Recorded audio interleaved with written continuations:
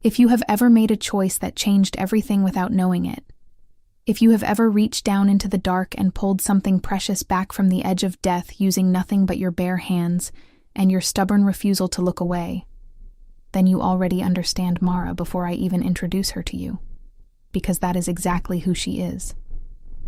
That is the kind of woman at the center of this story. And I want you to stay with me tonight, because what happens between a mortal healer who lives alone in the mountains and a vampire king who has not felt anything in 300 years is not the kind of story you walk away from easily.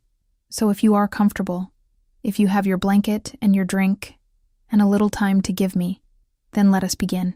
And before we go any further, if stories like this are the reason you come back here, please hit that like button right now, because it truly helps more than you know. And it tells me to keep going. The village of Thornmere sat at the foot of the Ashvale Mountains like something that had been set down carefully and then forgotten. It was not a large village, not a prosperous one, and not a particularly welcoming one to outsiders, which suited most of its residents perfectly well, since outsiders rarely came, and those who did rarely stayed. The mountains behind the village were the reason for that. Everyone in Thornmere knew what lived beyond the tree line, beyond the first ridge, beyond the place where the old stone markers stood with their carved warnings worn smooth by centuries of weather. Everyone knew, and nobody spoke of it openly, because speaking of it openly was the kind of thing that invited attention, and attention from beyond the mountains was the last thing any sensible person in Thornmere wanted. They paid their tithe in the old way, 3 times a year, leaving casks of preserved grain and jars of rendered fat and bundles of dried herbs at the stone markers, and walking away quickly without looking back. They kept their lights dim after midnight. They did not let their children play near the river after the first frost. They minded their own affairs, and trusted that the things beyond the mountains would mind theirs. And for the most part, that arrangement had held for as long as anyone could remember. Mara had grown up in Thornmere, but she had never quite belonged to it. She had her grandmother's cabana on the eastern slope of the first ridge, set back from the main road, surrounded by the kind of old-growth forest that most villagers avoided even in daylight. She had her grandmother's knowledge of plants and wounds and fevers, and she had her grandmother's reputation, which was a complicated thing in a place like Thornmere. Useful was the kindest word people used for Mara. Necessary was the most honest. She was the person you went to when the physician from the next valley could not be reached, when a child had swallowed something dangerous, when a wound had gone septic and the smell had started. She was the person you sent for in the middle of the night and thanked privately and never quite looked in the eye in the market square the next morning, because there was something about Mara that made people slightly uneasy, even when she was saving their lives, and nobody had ever been able to explain it precisely. She was not frightening. She was not strange in any obvious way. She was simply a young woman of 24, with dark hair that she kept braided over one shoulder and calm gray eyes and hands that were always faintly stained from whatever she had been working with that day. But she looked at things too directly. She did not flinch when she should flinch. She had a quality of stillness about her that felt less like peace, and more like someone who had already decided long ago that panic was not a useful tool, and had put it away permanently. She lived alone, had lived alone since her grandmother died 4 years prior, and she did not find that loneliness in any meaningful way. Her days were full. There were always patience, always preparations, always the long, slow work of keeping a mountain cabin functional through seasons that did not forgive carelessness. She gathered and dried and rendered and preserved. She kept a small garden on the south side of the cabin, where she grew the things that would not survive in the wild this far up the slope. She had a cat named Sable, who was mostly feral, and a crow named Ink who had come to her, with a broken wing 2 winters ago, and never quite left. She read every book her grandmother had owned, and several she had traded for at the market in the lower village, including some that the bookseller had wrapped in plain cloth before handing over, which told her they were the interesting kind.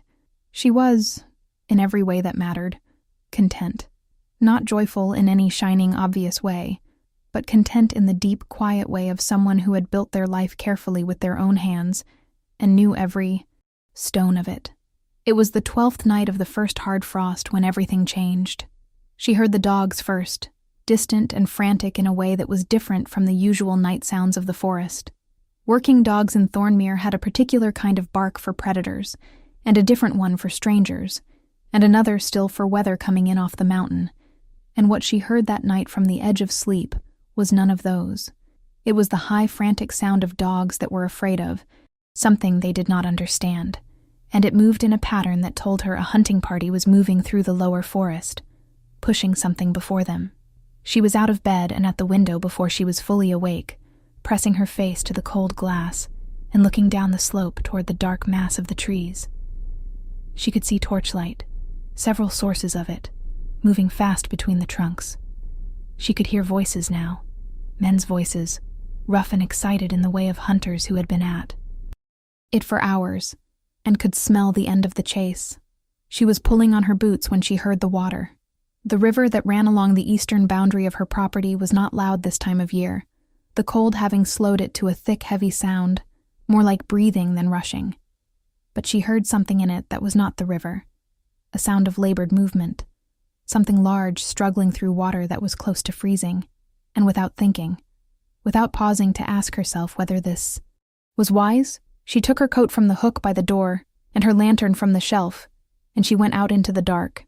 She found it on the near bank of the river, 12 feet from her back garden wall.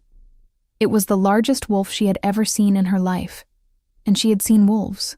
She had treated 2 shepherds in the past year for wolf wounds, and she knew what those animals looked like, knew their scale, knew the particular amber of their eyes when a torch caught them at night.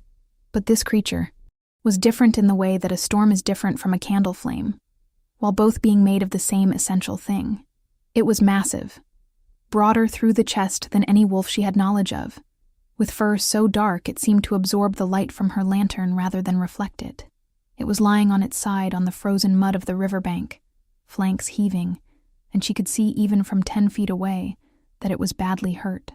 There were 3 arrows embedded in its body, one through the left shoulder, one along its rib cage where it had clearly glanced off bone rather than penetrating cleanly, and one through the thick muscle of its right haunch, and all 3 were fletched with the gray and black feathers that she recognized, with a slow cold settling in her stomach, as the silver-tipped hunting arrows that the Mercer brothers from the far end of the valley used exclusively. Blessed silver was the specific term, silver that had been treated with the old compounds that her grandmother had warned her about in a very specific and serious way when Mara was 12 years old, sitting at the kitchen table while her grandmother looked at her with eyes that meant this is not a story, this is information you will need. Silver arrows were not for deer. The hunting party was maybe 4 minutes behind it in the forest. She could hear them clearly now, hear the dogs, hear the crashing of boots through underbrush, hear a man's voice calling out directions. The wolf turned its head and looked at her with eyes that were not amber. They were a deep, luminous silver, the precise color of still water under a winter moon. And they were watching her with an intelligence that had nothing animal in it. And Mara looked back at it for one full breath and made her decision. She opened her back garden gate. She did not know then what she was doing, in the full sense of what she was doing. She knew she was helping an injured creature. She knew she was doing it in the face of a hunting party armed with weapons designed to harm things that were not ordinary prey.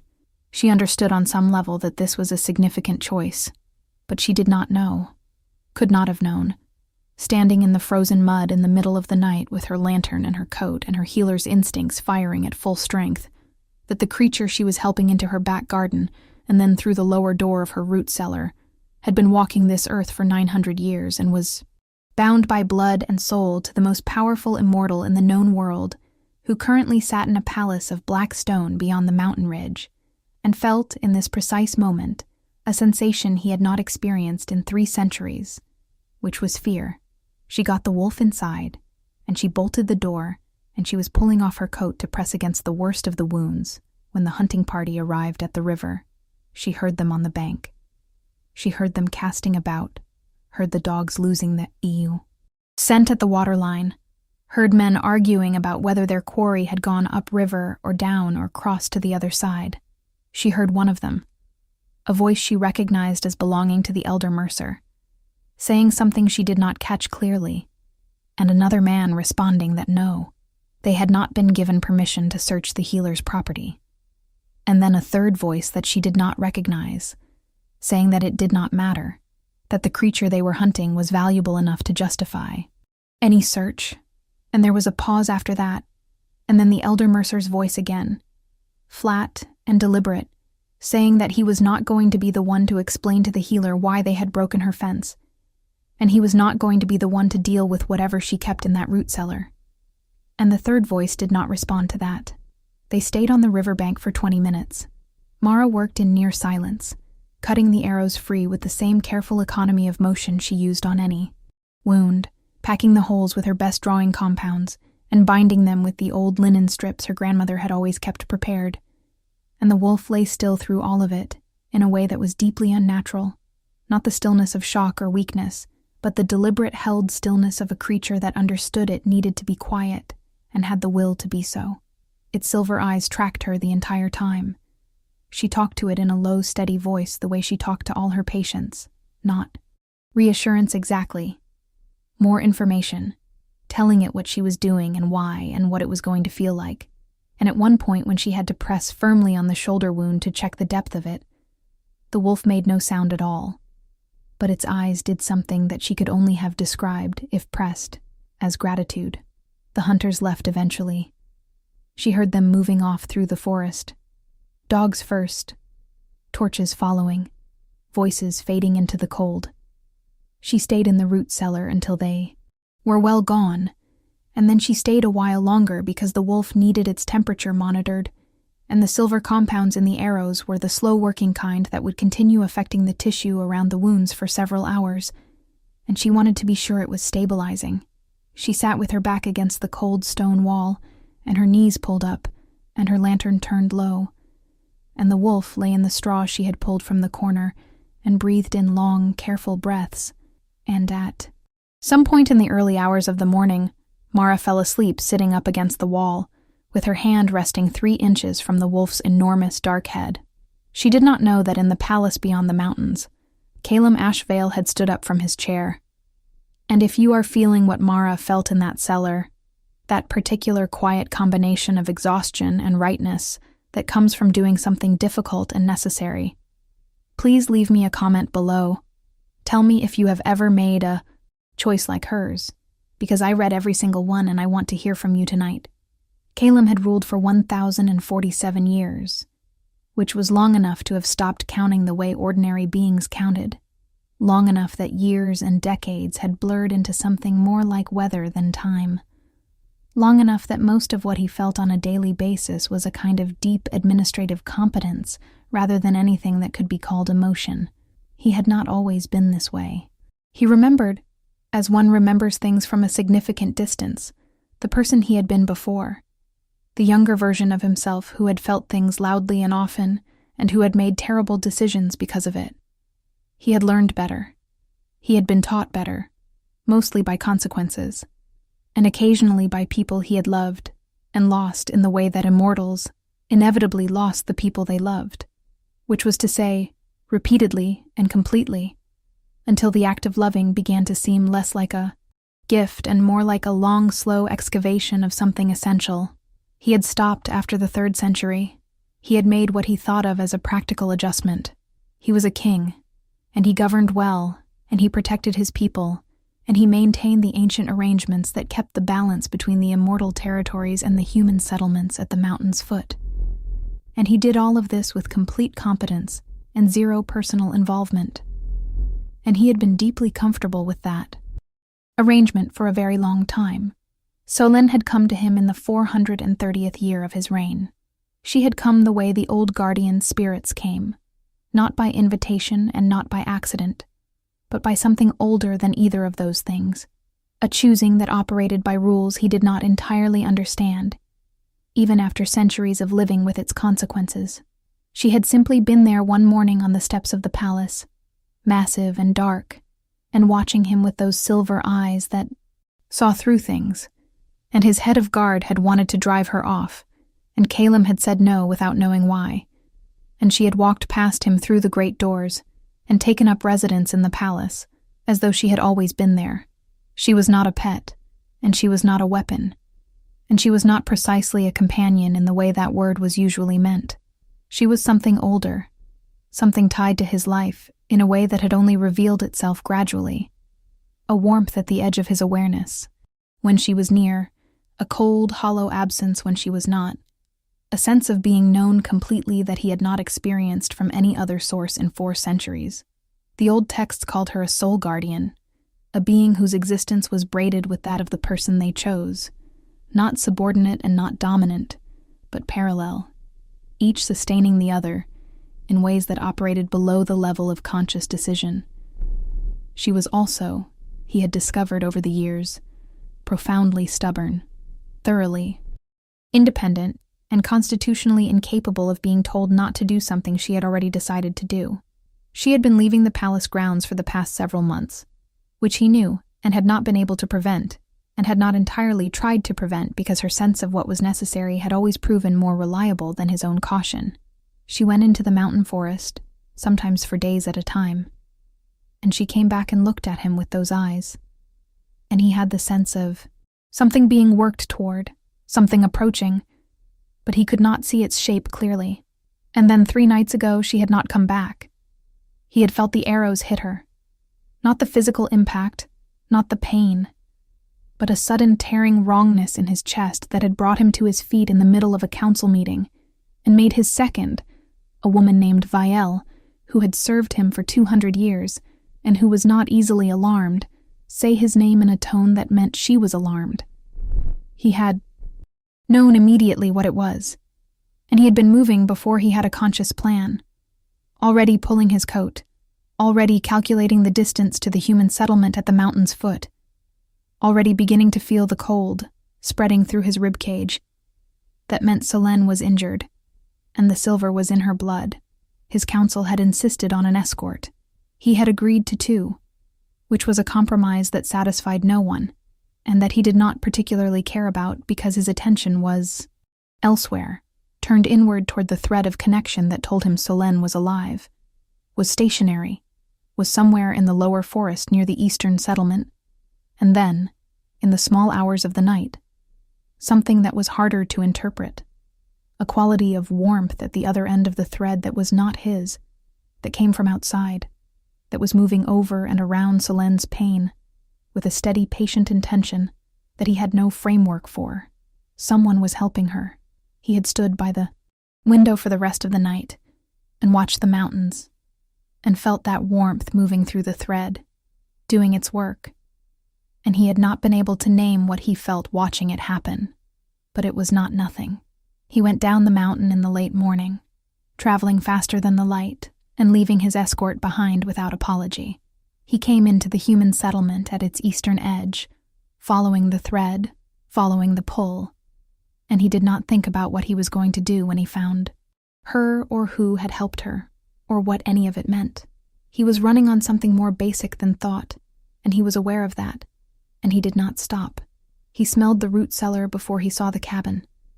Herbs and cold stone and clean linen and blood, Solène's blood, and under all of that something else.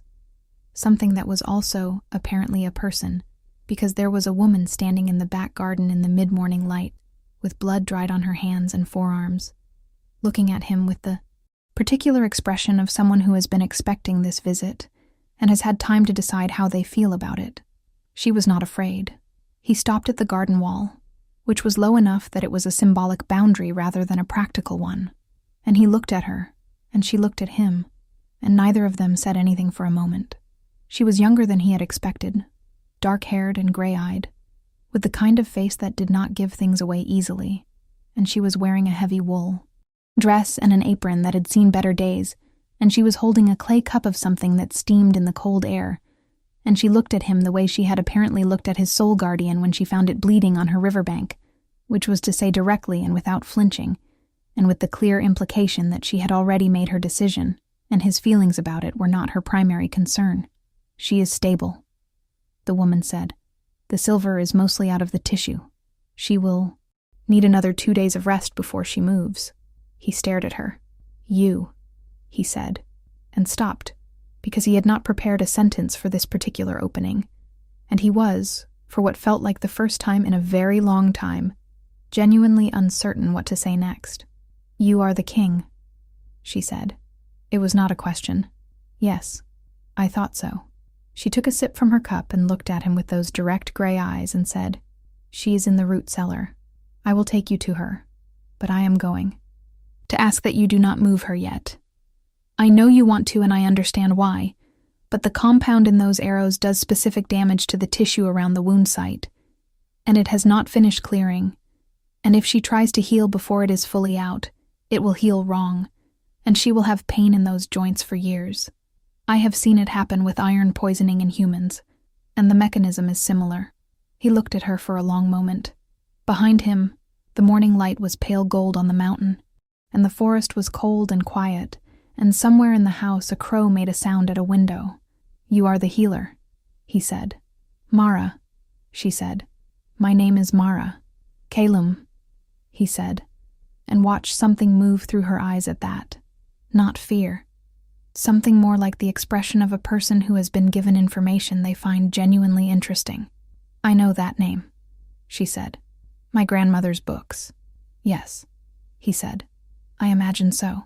She looked at him for another moment, and then back from the garden gate and pushed it open, which was, he understood, an invitation, and he stepped through it into her garden, into the smell of cold herbs and winter soil, and she turned and led him toward the root cellar, and he followed her, and the thread in his chest pulsed with a warmth that was equal parts Solène, and something else, something new, and he did not know what to do with that yet, but he did not put it away either, which was itself unusual enough to notice.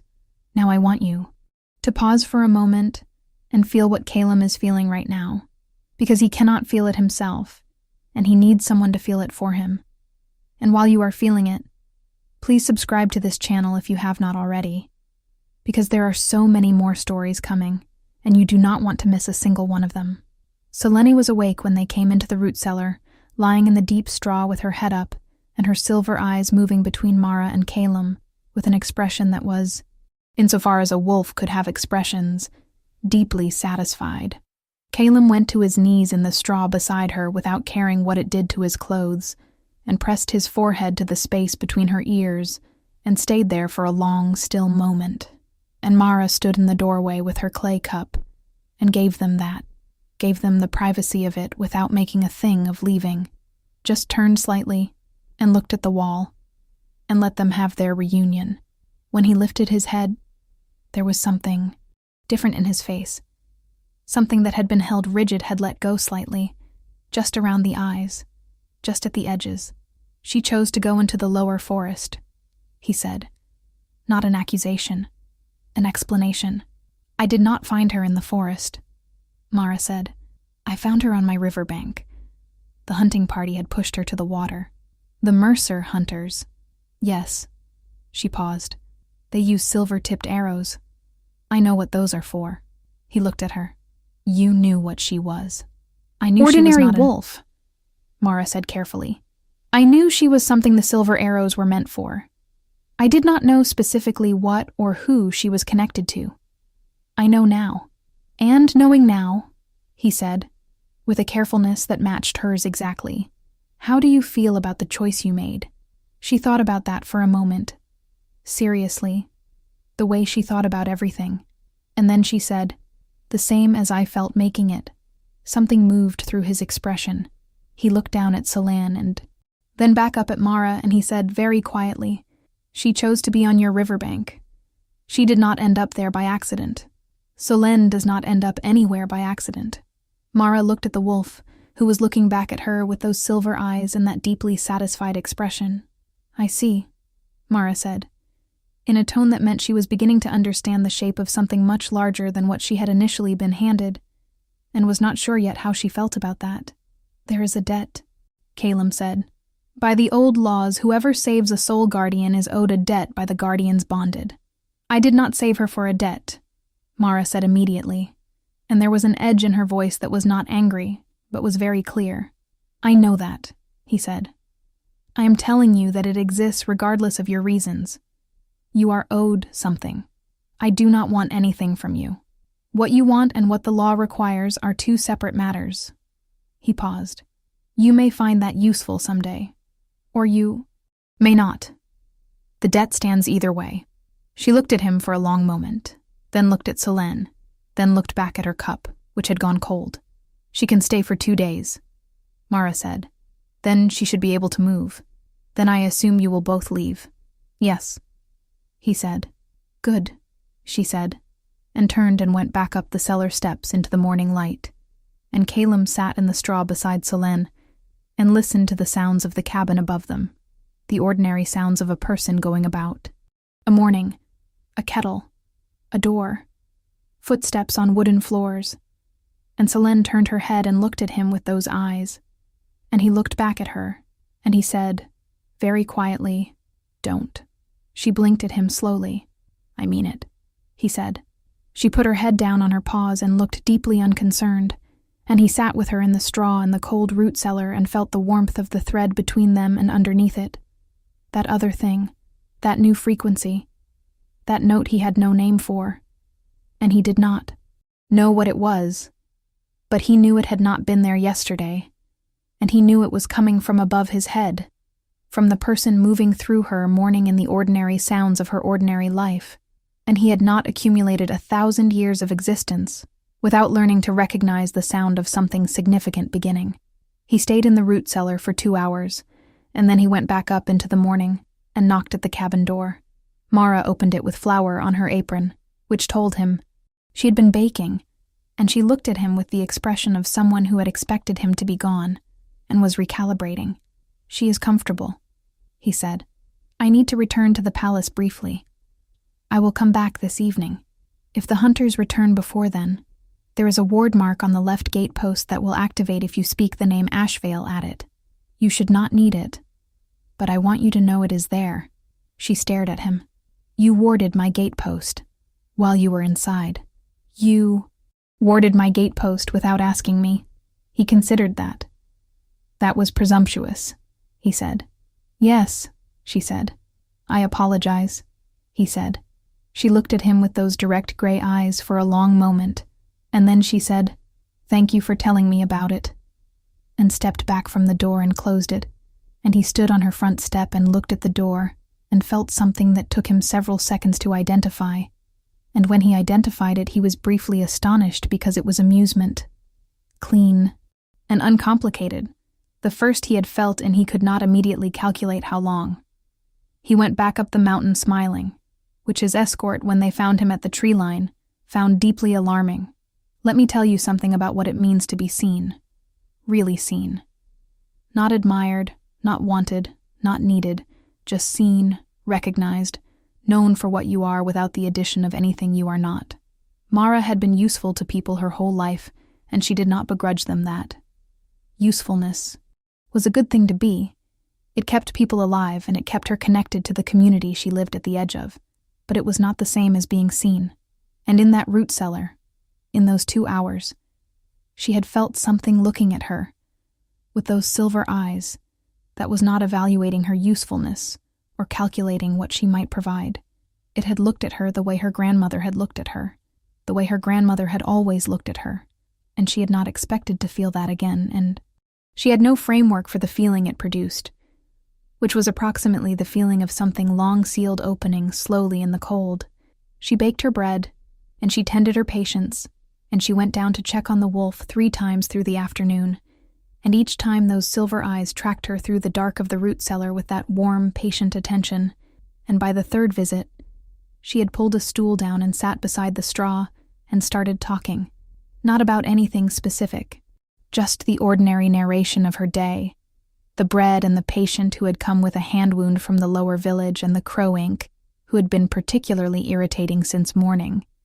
And the wolf listened with its head slightly tilted and its ears tracking every word, and Mara thought, with a faint unsettling clarity, that this was the best conversation she had had in months. Caleb came back as the light was failing. She heard the gate and looked out the window and saw him crossing the garden in the blue dusk, coat dark against the pale of the snow that had come in the afternoon, moving with the particular ease of someone who was very old and very powerful, and so completely accustomed to both that neither of them showed in any obvious way. He was not what she had imagined when she thought about the Vampire King, which she had done occasionally over the years when her grandmother's books got into her head.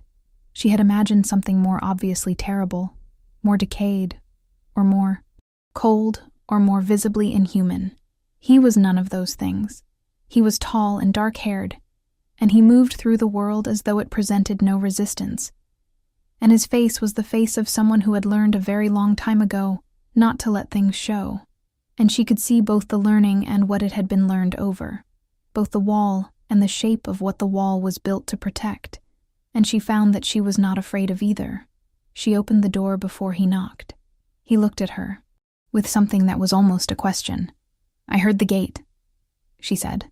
He came inside and she gave him tea, because that was what she did with guests, and he seemed mildly surprised by that. But he sat at her kitchen table and held the cup, and she sat across from him, and they had what turned out to be a very long conversation about the silver compounds and hunting arrows, which became a conversation about the old laws and their practical applications in the current era, which became a conversation about her grandmother and the books she had left, which became, somewhere in the second hour, a conversation that was not about any of those things, but about the quality of living alone for a long time, and knowing oneself very well, and not quite knowing what to do when something new appeared on the edge of that knowledge. He did not say that directly. She did not say it directly either. They were both, in their different ways, people who did not say things directly if they could help it. But it was in the room with them, and they both knew it was in the room, and they sat with it for a while the way you sit with something you are not ready to name yet, but are not willing to put away. She checked on Selene again before he left, and the wolf was doing markedly better, the compound clearing from the tissue at the rate she had hoped. And when Mara straightened up from her assessment and turned around, Kylam was in the cellar doorway watching her with an expression that she caught before he put it away, and she filed it carefully in the part of her mind that was keeping track of things she wanted to think about later. "Tomorrow evening?" he said at the door. "I will come again." She nodded. "You could ask me not to?" he said. She considered that. "I could," she said. "I am not going to." He was quiet for a moment, and then he said, "Good night, Mara."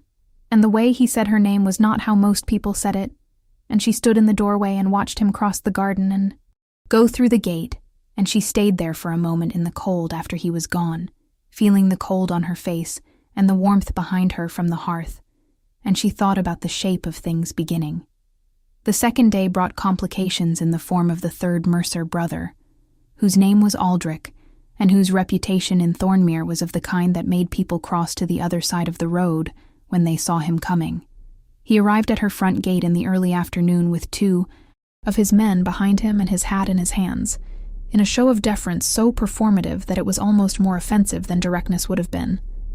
And he told her through the closed gate that he had reason to believe she was harboring a creature from beyond the mountains, and that he and his brothers had been commissioned by a party he could not name to recover it, and that he was giving her the opportunity to cooperate before he was forced to take other measures. Mara stood on her front step with her arms folded and looked at him for a long moment. "Aldrich," she said, "your second son came to me 6 months ago with a fever that had been running for 2 weeks, and I spent 4 days working to bring it down, and I did not charge you for it because I thought the fever had been alarming enough. I am telling you this because I want to be sure you are thinking clearly about the situation before you tell me what you are going to do on my property." Aldrich stared at her. His men shifted their weight. "There is nothing in my root cellar that concerns you," she said. "There is certainly nothing that concerns whoever hired you. I would encourage you to think very carefully about the word commission, and who uses it, and what that might mean for your family, if the party you cannot name decides that you have become inconvenient. I would further encourage you to go home." Aldrich opened his mouth and closed it again. "I said go home," Mara said, in a tone that was not loud and was not heated, and was somehow more final than either of those things would have been. And Aldrich looked at her and looked at his men, and then he put his hat back on and turned, and walked away, and his men followed him, and Mara went back inside and leaned against the door for a moment, and let out a slow breath. She was steady. She was always steady, but her hands were shaking very slightly, and she stood with them pressed flat to the door until they stopped. She did not tell Caleb about it that evening. Not at first. He came at dusk again, and they sat at her kitchen table with tea, and the conversation moved easily in the way that it had begun to move. The way of two people who have established a frequency with each other, and can pick it up from wherever it was left. She asked him about the old laws, and he told her about them with the quiet precision of someone who had been living with them for centuries. And she told him about a case she had treated the previous winter that had made her wonder about the old literature on blood fever, and he had thoughts about that because of course he did. He had been alive for 1,000 years, and had seen blood fever work its way through populations in the centuries before anyone knew what it was. And she listened to him with her elbows on the table and her chin in her hand, and thought about how strange it was to sit across from someone who remembered things that had been history for 1,000 years and have it feel entirely ordinary. She told him about Aldrich over the second cup of tea. He went still in the way that very old powerful things went still, which was different from the stillness of ordinary people. It had weight to it, had pressure. "You handled it," he said. "Yes. You should have told me immediately." "You were not here immediately," she said, "and I handled it. I am telling you now because it is relevant information about who may have commissioned those hunters, and I thought you would want to know. Not because I need you to do something about it." He looked at her for a moment. "You are very accustomed to managing things yourself." "Yes," she said without apology. "As am I," he said. "I know," she said. "I have noticed." He was quiet for a moment, and then he said, "The party who commissioned the Mercers is almost certainly a faction within my council. There have been those who have wanted Solène gone for a long time. Eliminating my soul guardian would not kill me, but it would diminish me. Significantly. And there are those who believe a diminished king is easier to manage than a whole one." His voice was flat and informational in the way of someone who has made peace with an unpleasant truth. "I have been aware of the faction for some time. I had not expected them to move this directly. What will you do?" "Address it," he said. "That is not very specific." "No," he agreed. "It is not." He looked at his teacup, and then at her. "When Solène is healed, and I have taken her back to the palace, this faction will know that their attempt failed, and that I know who is responsible. That is usually sufficient." "Usually," she said. "Yes," he said. "Usually." They sat with that for a moment. "The ward on my gatepost," she said, "will remain as long as you allow it," he said. "I will remove it if you prefer." She thought about it. "Leave it," she said. Something moved through his expression, something she was beginning to learn to read, something he did not entirely know he was showing. "All right," he said. "Now let me ask you something while we are here in this quiet kitchen, with these two people and their tea and everything unspoken between them. Have you ever sat with someone and felt the particular quality of being safe? Not because nothing bad could happen, but because whatever happened, you would not be facing it alone? Leave me that in the comments. I want to know if you have felt that. And while you are down there, please hit that subscribe button because Mara and Caleb's story is far from over, and you are going to want to be here for what comes next. Solène was well enough to stand on the morning of the third day. Mara came down to the root cellar at first light and found her on her feet in the straw, shaking it off her dark coat, and looked her over with careful hands, and found the wounds healing cleanly, the tissue around them responding correctly, no sign of the wrong kind of sealing that silver compound left if it was not given time to clear.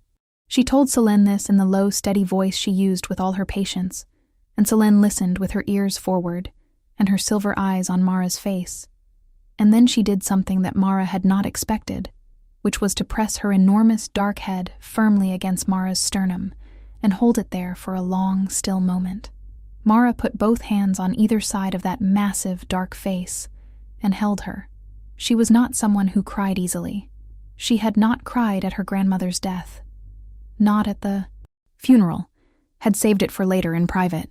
She did not cry now, but there was something that moved through her chest in that moment that had no other shape than grief and gratitude and recognition all pressed together, and she stayed in it until Solène lifted her head and stepped back and shook herself again in a businesslike way, and Mara straightened up and wiped her hands on her apron and said, "All right then," in a voice that was only very slightly unsteady.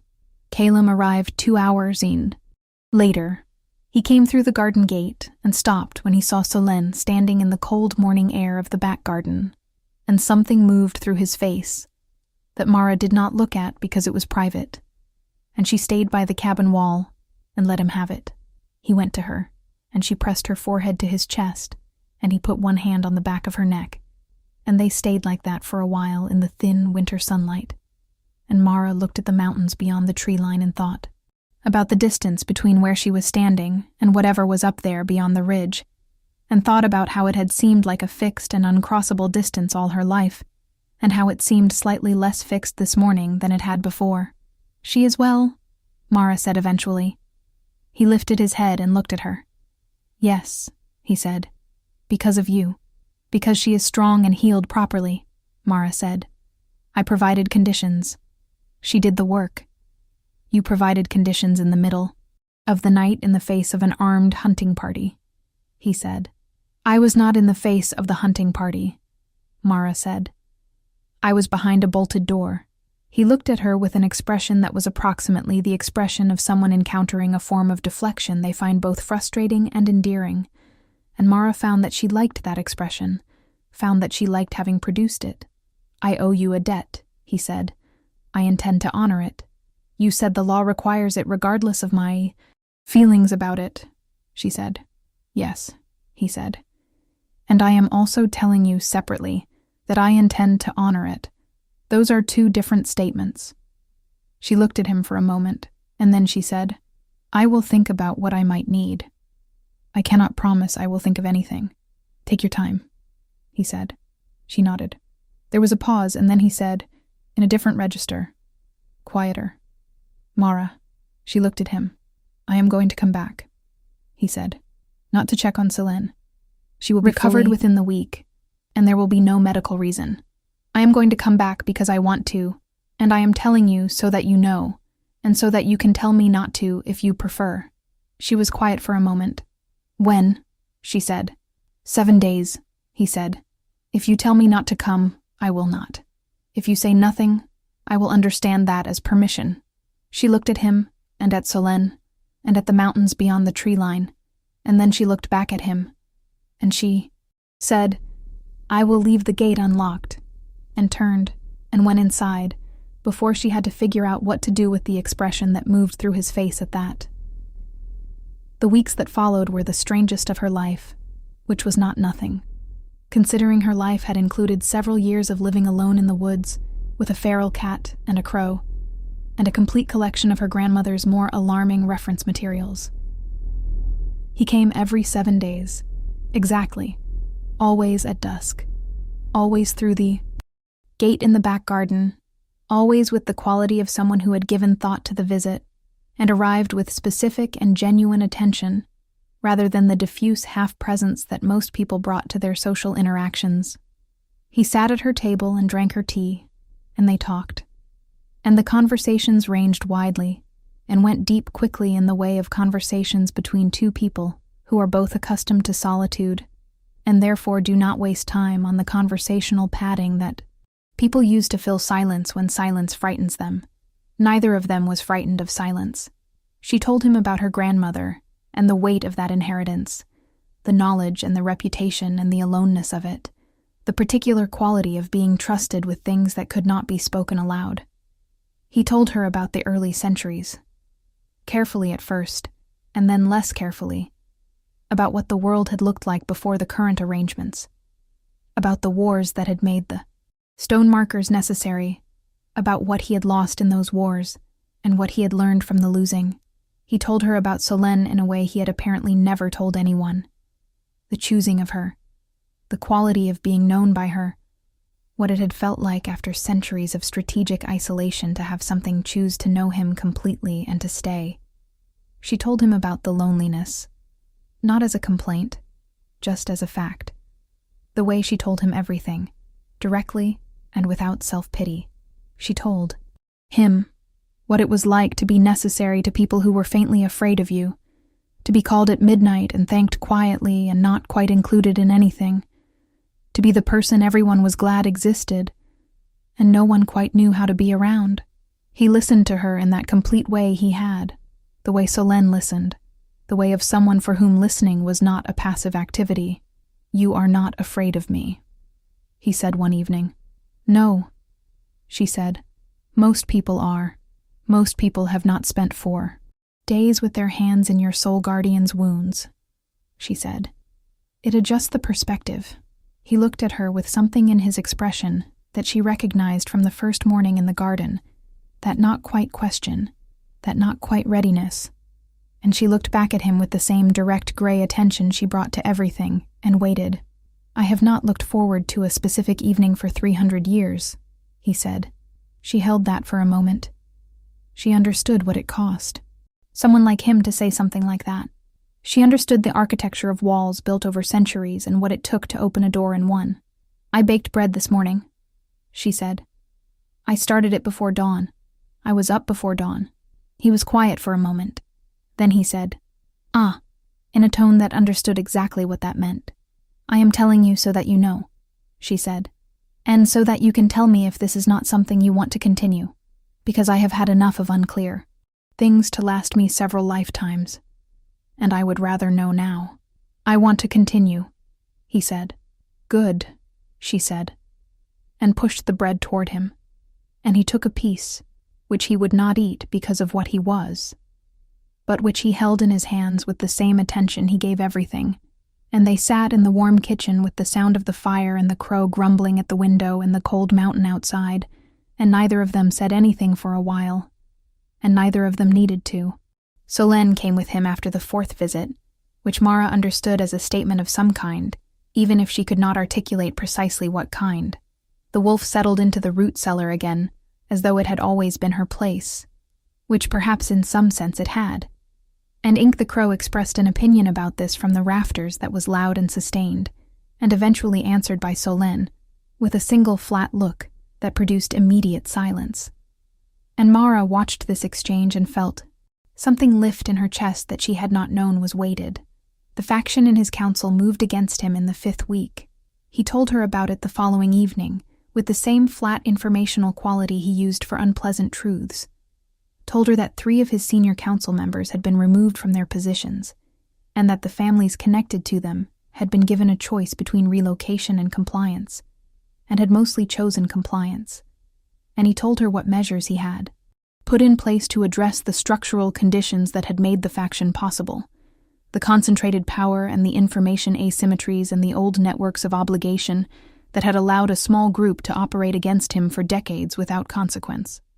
He spoke about it the way he spoke about governance generally, precisely and without heat, but she knew him now well enough to hear what was underneath the precision, the weariness of discovering that people he had trusted were not worthy of it, the very old and never quite healed wound of betrayal. She did not offer him comfort in any obvious form, because she had learned that he did not receive comfort well.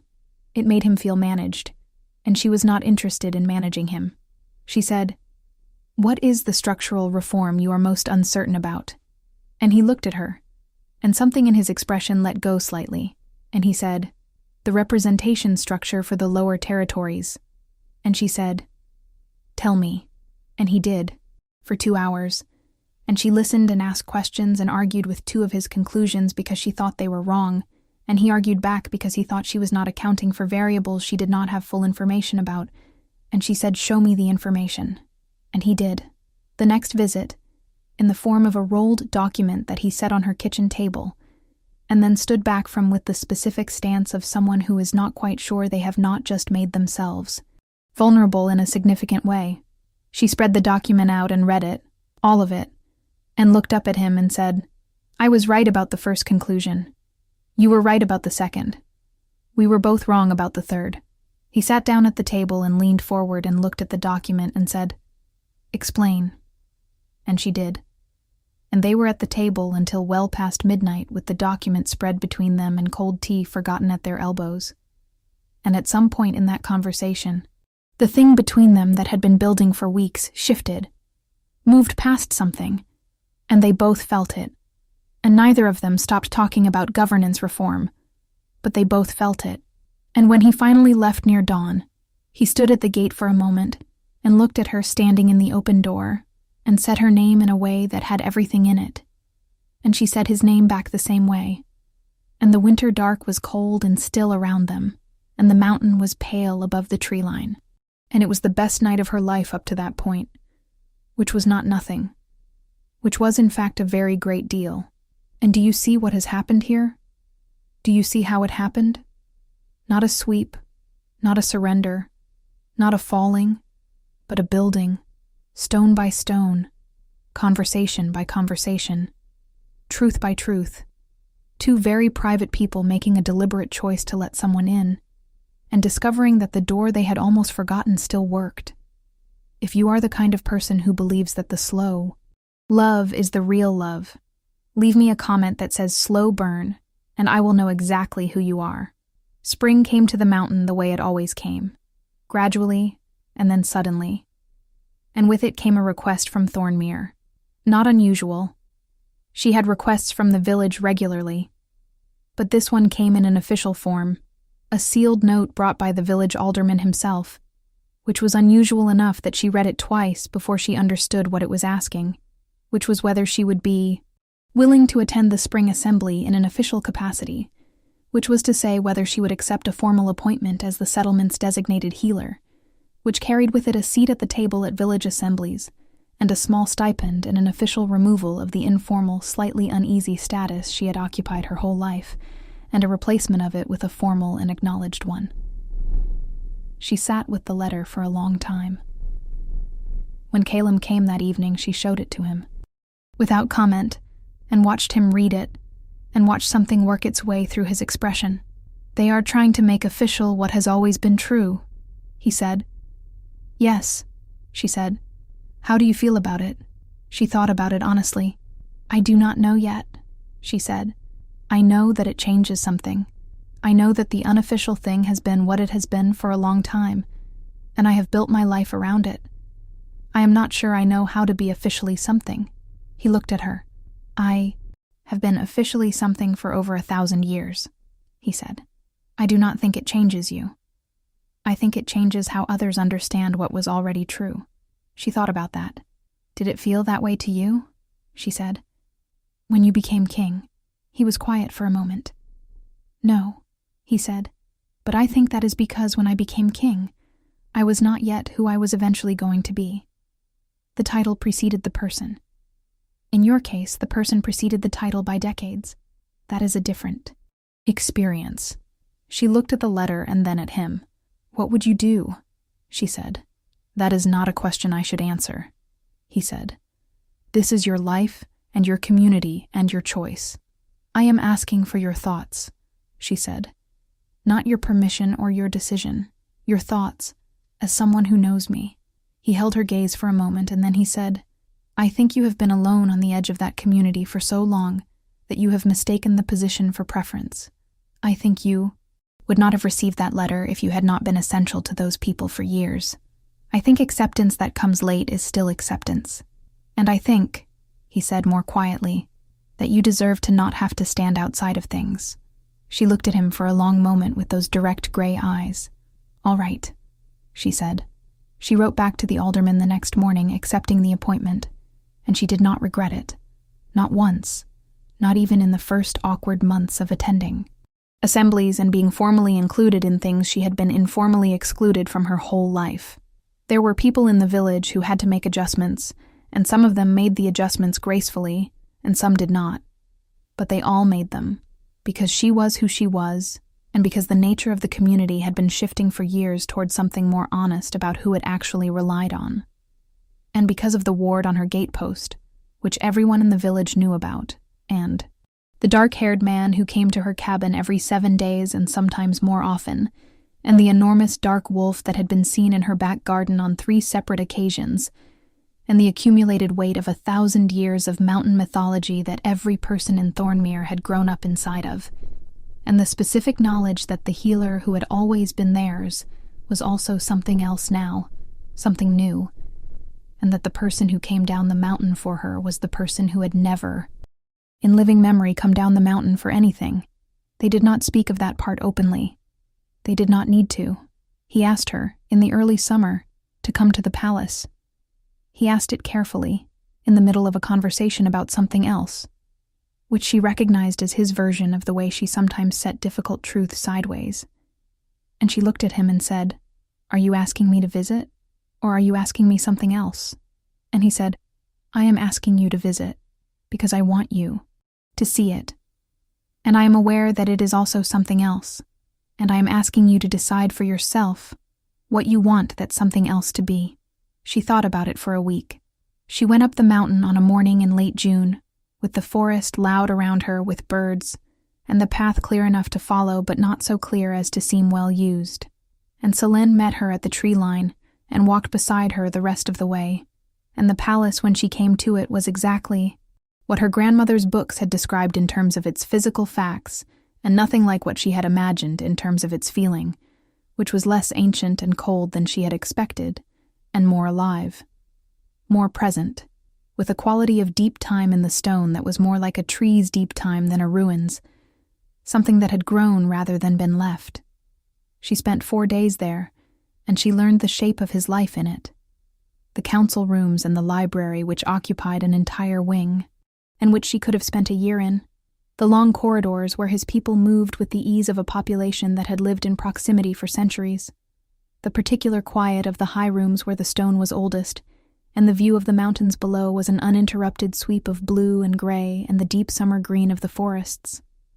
She met Vielle, his second, who looked at Mara with the thorough and slightly unsettling attention of someone taking a very complete measure, and reached her conclusions about 2 minutes into the introduction, and did not share them, but did nod once, slightly, which Mara understood was a form of approval. She sat in his chair in the council room when he invited her to, and looked out at the empty seats around the long table, and thought about the structure of governance from the inside of it.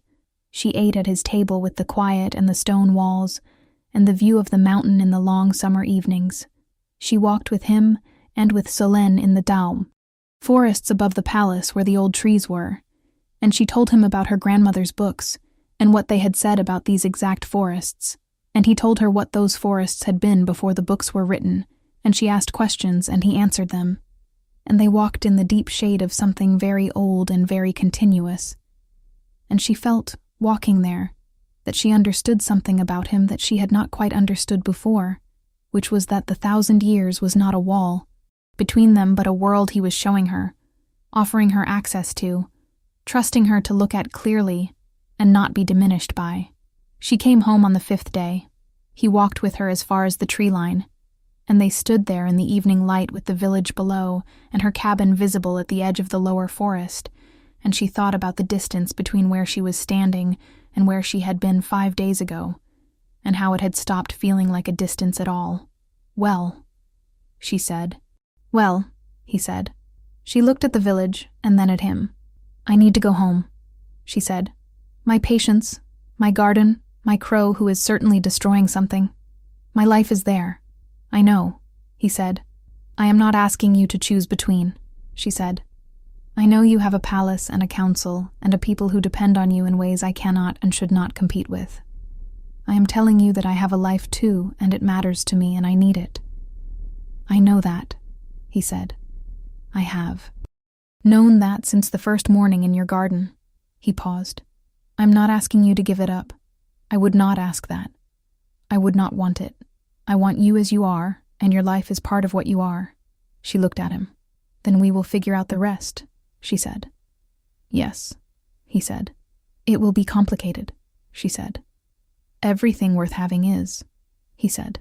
She looked at him for a long moment with those gray eyes and all the directness in them, and then she stepped forward and closed the key space between them, and put her hands on either side of his face, the way she had held Solene's face in the root cellar, and she kissed him in the long summer light, with the mountain behind them and the village below, and the forest loud and alive around them, and he held her with both hands like something he had been careful with for a very long time, and had been waiting to hold properly, and Selene sat 3 feet away and looked at the mountains with the expression of someone whose work was complete. Let us tell the rest quickly, because the rest is long and good, and deserves to be felt in its full shape. There was a period of negotiation, not between them. They had largely resolved their negotiations in kitchens and root cellars and mountain forests, but between the reality of their lives and the requirements of each one, and those negotiations took time and produced compromises that were sometimes difficult and always chosen. She kept her cabin. She kept her practice, expanded it. In the second year, when a young woman from the lower valley came to her asking to be taught, and then a second student, and then a third, so that by the third year, there was something that could properly be called a school, even if no one used that word yet. She attended the village assemblies in her official capacity, and she was no longer at the edge of anything. She went up the mountain 4 times in the first year, more in the second, and he came down more than 7 days apart, often enough that the village stopped timing it and simply accepted it as the way things were. He addressed the conditions that had made the faction possible, not just the immediate members but the structural roots, and he did it with her input, because she had a way of identifying the places where power pooled incorrectly that he found genuinely valuable and that she gave without softening, which he had specifically asked for and appreciated. His counsel changed over those years, not completely but significantly, and the changes moved in the direction of something less concentrated and more accountable. And it was not her doing and not his alone, but a collaboration in the specific way that their entire relationship was a collaboration. 2 people who did their own work better, because the other one was there. She told him about her grandmother. All of it. The whole long story of that particular inheritance. One evening in the 4th year, sitting on the steps of the palace in the summer, dark, and he listened to the whole of it, without once looking at her with anything other than the attention he always brought.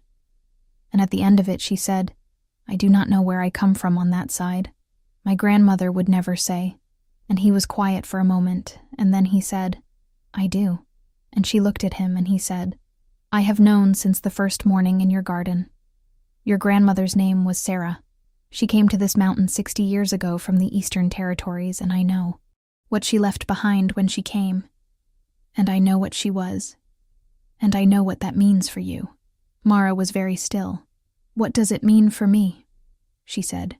"It means," he said carefully, "that your life will be longer than you have planned for, and that there are things in you that have not yet woken up, and that the direct gray eyes and the refusal to flinch and the quality of your hands when you heal, those are not only your grandmother's teaching. Some of that is blood." She sat with that for a long time in the summer dark. "She never told me," she said. "She was protecting you," he said. "The Eastern Territories are dangerous for those of your line. She brought you as far from them as she could get. And you knew," Mara said. "Since the first morning." "Yes," he said. "And you did not tell me." He was quiet for a moment. "I was waiting for you to be ready," he said. "I was also," he said more slowly, not entirely certain how to say it without sounding as though the entire previous 4 years had been something other than what they were, and I did not want you to hear it that way. She looked at him. "What were the previous 4 years?" she said. "The most important of my existence," he said. "Exactly what they appeared to be. You as you are, and me as I am, and what we have built, with no other motive and no other meaning." She held that for a long time. "All right," she said. "Tell me about the Eastern Territories," he told her. It took most of the night. She asked every question she had, and he answered all of them. And they sat in the summer dark until it was not dark anymore, and Solène lay across both their feet, and the palace was quiet around them. And when the light began, she was still asking questions, and he was still answering them. And she thought, sitting there, that this was what it was to have someone you trusted completely, not because they had never complicated your life, but because they had complicated it honestly, because they had been there for the complications, because they had earned the right to know the difficult things and given you the difficult things in return. And that was different from everything else, and it was the whole of what she had been looking for, without knowing she was looking for it. She moved to the palace in the 6th year. Not entirely. Her cabin remained hers, and she returned to it regularly, and her students used it as their base of operations. But she moved in the sense that matters. She moved toward something rather than standing on the edge of it. She moved in the sense of choice and intention. She came to the place that had been waiting for her without her knowing it, and she put her grandmother's books on the shelves of the library that occupied an entire wing, and Ink the crow claimed a window ledge and was deeply unimpressed by the altitude, and Sable the cat walked through every room twice and then selected a spot by the largest hearth and declared the matter settled. And morning after she moved in, Mara stood at the high window of the room that was now hers and looked out at the mountains below, at the forests and the far pale gleam of the village and the river that ran along the eastern boundary of her old property. And she thought about a night in the middle of the first hard frost when she had heard something struggling in the cold water and had gone out into the dark without asking herself whether it was wise. And she thought about all the things that choice had been the beginning of, and she thought that her grandmother, wherever she was deeply satisfied. Caleb came to stand beside her, and they looked out at the mountains together, and he put his hand over hers on the windowsill, and she turned her palm up and held it. And Solène pressed against both their legs from the other side, and the morning light came over the ridge in long, pale bars, and the world below them was winter and cold and ordinary and entirely beautiful. If you stayed with them all the way to this window, if you held every page of this story in your hands and came with Mara from the riverbank to the palace, then I have one thing to ask you, and it is simply this. Leave me a comment and tell me your favorite moment. Tell me the moment you knew. And if you are not subscribed yet, please do it now, because the next story is already waiting, and it begins, as all the best ones do, with a single choice made in the dark that changes everything. Thank you for being here. Thank you for staying. I will see you in the next one.